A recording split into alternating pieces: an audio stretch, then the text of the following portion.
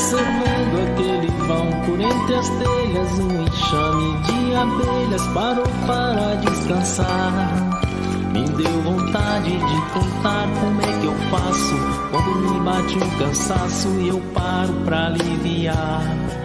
Tão diferente das abelhas pequeninas descansando lá em cima, eu prefiro aqui no chão, olhando o céu por entre as folhas que balançam, com o vento embalando a dança, me acalmando o coração. Que eu tenho um carro pequeno, que é um Cronos, e eu precisava desenvolver um heliponário para eu poder levar lá para o interior, que eu pudesse levar ele dentro do carro, desmontado, chegar lá e eu mesmo montar ele sozinho. Aí então eu desenvolvi mais ou menos esse método aqui, que ele é bem barato e usa pouco material, e com menos de R$100 dá para montar um heliponário desse. Então aqui sou eu montando aí, ó. Ele é todo parafusado, eu não uso prego, porque aí eu já posso levar ele todo já pré-furado, para quando chegar lá no local eu só posso montar ele e colocar os parafusos e as porcas. Aqui já outra montagem, e aqui o heliponário já montado. Então aqui é bem simples, é tudo feito com caibro, rosca de metal, né, porca e telha brasilite. São duas telhas brasilites cortadas em tamanhos iguais, aí fica isso aí, ó. E caso alguém queira, eu posso passar esse esquema também mais adiante. Você pode enviar realmente solicitar aqui. O povo agradece. Tem mais alguma? Sim. Então, como eu disse, né? Então, a cada ano eu procuro fazer alguma coisa nova para que eu continue me destacando dos meus concorrentes. E além de vender, né, o mel lá no Mercado Livre, o que eu tenho bastante é revendedor, porque eu consigo vender um mel, eu compro um mel barato e consigo vender também barato, não tão barato, mas um valor que eu acho que é acessível. E então eu tenho várias pessoas revendendo em vários estados. Não são grandes revendedores, quem geralmente compra para revender, compra a partir de 5 litros até 20 litros.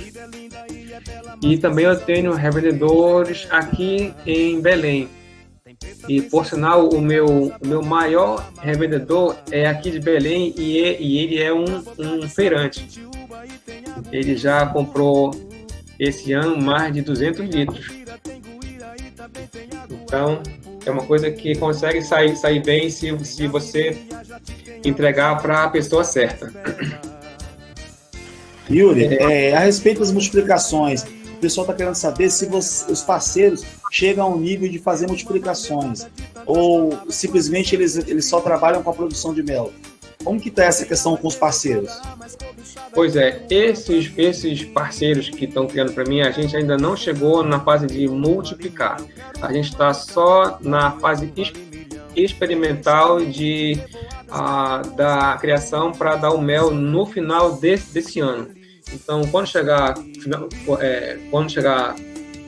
final do ano, a gente vai entrar na fase de multiplicar essas abelhas aí. Estão perguntando aqui se dá para você abrir os valores de compra e venda, ou não sei, de repente você prefere conversar com a pessoa em particular, aí fica à vontade. Não, eu falo, não tem problema nenhum, eu não escondo nada. É o seguinte, o mel de Uruçu cinzenta, aonde eu compro ele entre 30 e 35 reais. E eu vendo para revenda a 58. Então, eu tenho aí um lucro bem baixo. Mas eu ganho um pouco no volume e é uma coisa que eu tenho pouco trabalho de revender. Já para o consumidor final, esse mesmo mel eu vendo a 75 o litro. Então aí eu já tenho um lucro um pouco maior. E o mel de urso amarela, que eu ainda não consegui ter preço para ele para revenda, porque ainda não consegui ter uma produção boa.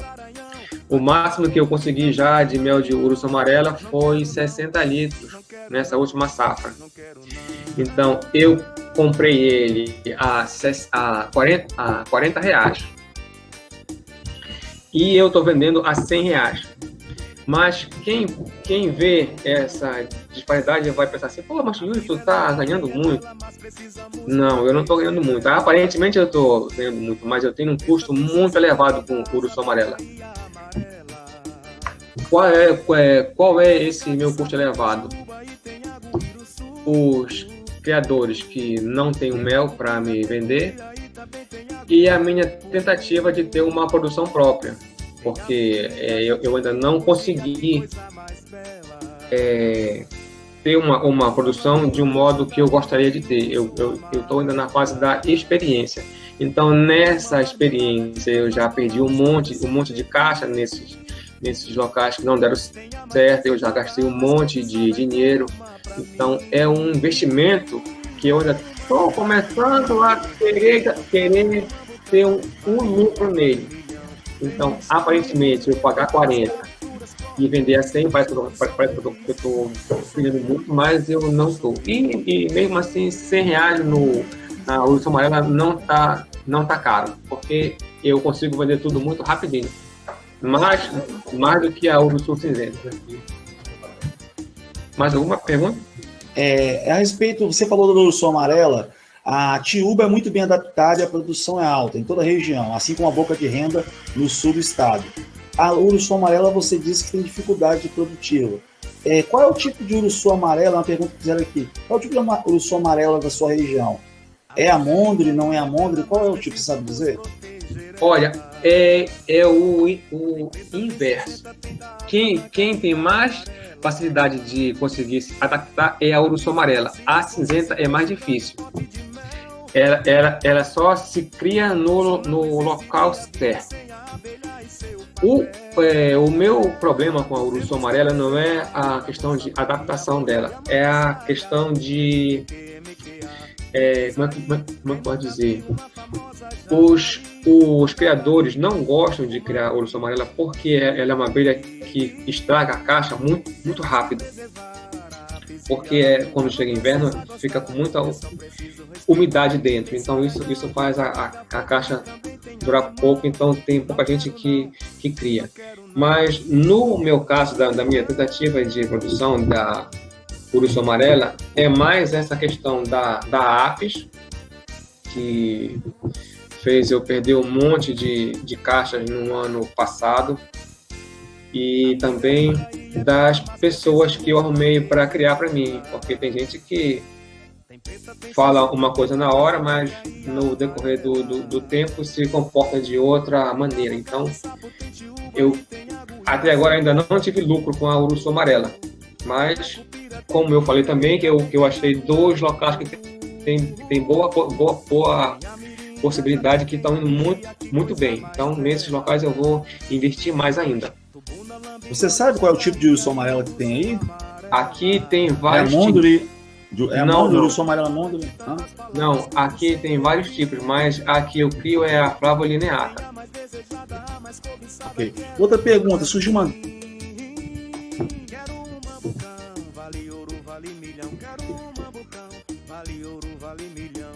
Acho que cortou o som, eu não estou ouvindo. Perguntaram a respeito da referência de preço sua, no litro ou no quilo? Olha, eu aprendi que o mel de abelha sem ferrão deve ser vendido no litro. E é assim que eu vendo, só no litro. Mas toda garrafa eu peso. Eu não coloco eu não encho a garrafa só de óleo.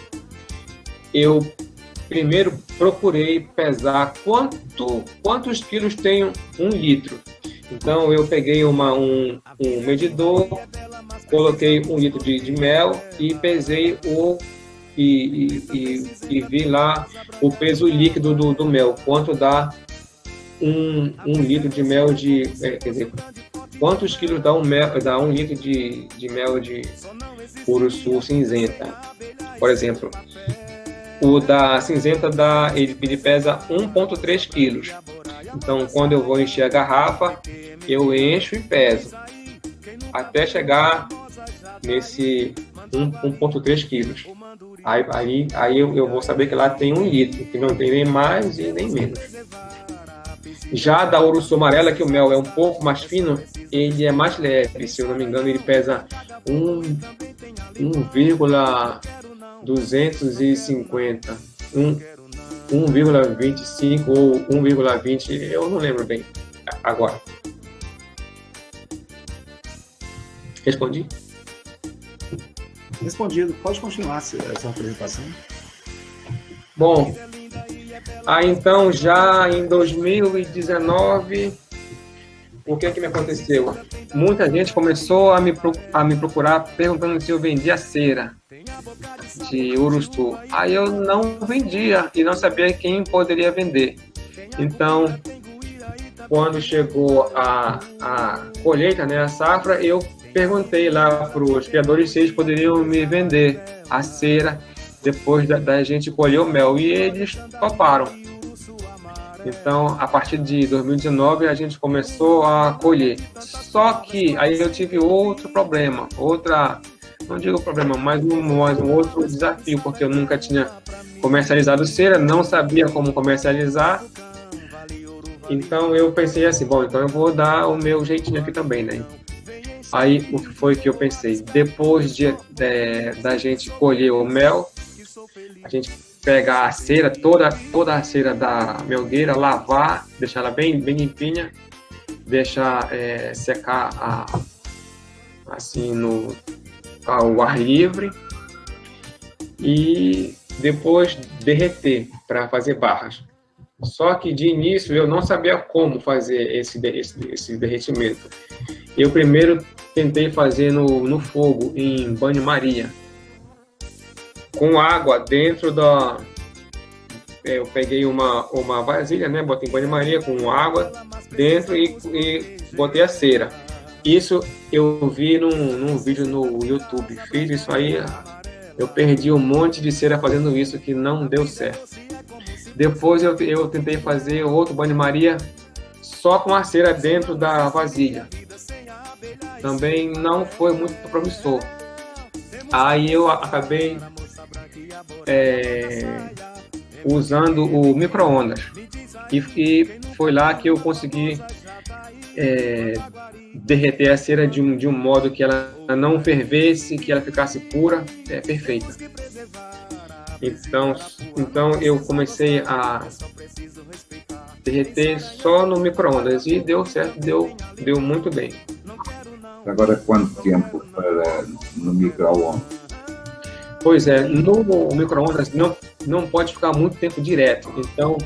Então eu inicialmente aqueço por 40 segundos. São 3 vezes de 40 segundos. A cada vez que eu aqueço, eu tiro, dou uma mexidinha e boto de volta. Então são essas três primeiras de 40 segundos. Depois eu vou fazendo mais outras de 30 segundos. Até eu perceber que a cera já está totalmente líquida. Então dá mais ou menos umas 7 aquecidas para derreter 500 gramas. Inicialmente eu comecei fazendo com embalagem descartável, dessas transparentes. Ficou um visual que eu não gostei, ficou essa aí, ó, tipo esses potinhos. E toda a embalagem que eu usava tinha que jogar fora, porque não tinha como utilizar depois. Então eu larguei de fazer com esse tipo de embalagem e comprei essa forma de bolo aí, ó. Então eu pego uma embalagem grande de pote descartável, derreto dentro e depois eu pego e viro dentro dessa forminha aí. E dá um visual bem interessante para a barra.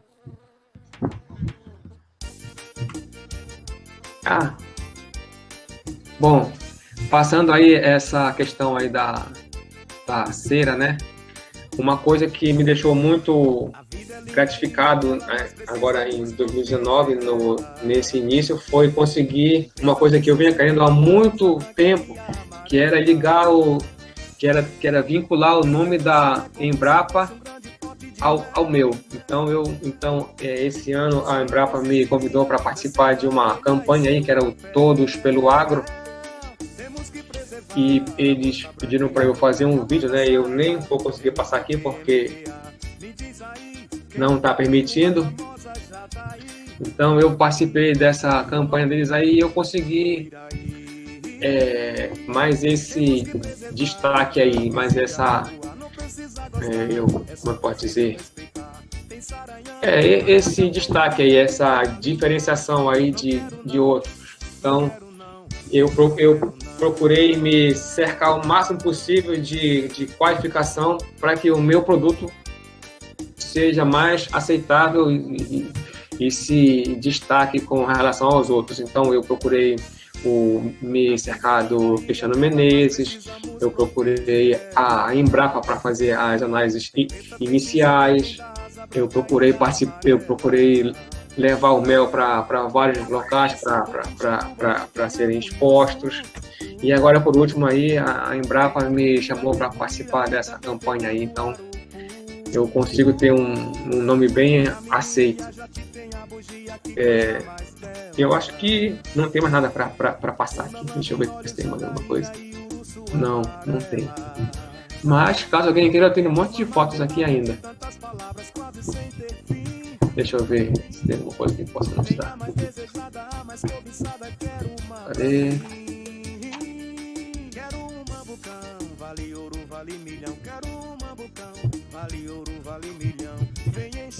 Cadê a minha apresentação? Ih, rapaz, acho que eu não coloquei aqui. Bom, o que eu tinha para falar isso, já estou com a garganta seca. Agora, as perguntas. Então eu vou abrir para a galera falar, que alguém quiser fazer alguma pergunta por áudio, pode abrir o microfone. Ia fazer, Yuri, a questão em relação ao mercado livre.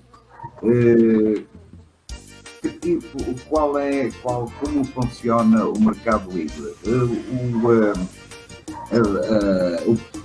Como se chama? O frete é por sua conta, é por conta do cliente, paga, tem alguma margem de lucro para o mercado livre? É capaz de falar um pouco sobre a sua venda no mercado livre e a facilidade que isso lhe traz? Olha, eu comecei inicialmente a vender no Mercado Livre, só que eu vi que só lá não era bom eu ter só um local para tentar vender. Então, além do Mercado Livre, eu resolvi criar um site meu, o site www.nativadopará.com.br. Mas, por incrível que pareça, nesse site eu não vendi absolutamente nada. Eu só vendi no Mercado Livre. Eu só vendia no Mercado Livre. Aí, além disso, eu passei a anunciar num outro site chamado MF Rural. Não sei se vocês conhecem. Então, o MF Rural, depois eu passei a anunciar na OLX, eu também vendi bastante lá, e também no Marketplace do Facebook. Agora, voltando ao Mercado Livre, lá é muito fácil de tu fazer um anúncio. Então, para anúncios onde o teu valor anunciado ele é abaixo de R$120, você tem a opção de vender o seu produto com ou sem o frete incluso. ele vai te dar essas opções. O problema do Mercado Livre é que ele cobra uma comissão alta. Se eu não me engano, é 12%. Era essa a minha dúvida principal, era a comissão que eles cobraram. Então o meu preço para o consumidor final, para a venda direta, o mel, ele é R$75. Então, no Mercado Livre, eu tenho que oferecer a 85. Mais o frete, que a pessoa vai ter que pagar. E como eu moro na região norte, tem certos locais que, além da pessoa ter que pagar aquele frete, ela vai ter que pagar um adicional, porque ela está no interior e o mel está vindo daqui de Belém, que eu acho que aqui o frete daqui para outros locais ele é mais caro. Vão por entre as telhas, um enxame de abelhas parou para descansar. Me deu vontade de contar como é que eu faço quando me bate um cansaço e eu paro pra aliviar. Tão diferente das abelhas pequeninas descansando lá em cima, eu prefiro aqui no chão, olhando o céu por entre as folhas que balançam com o vento, embalando a dança, me acalmando o coração.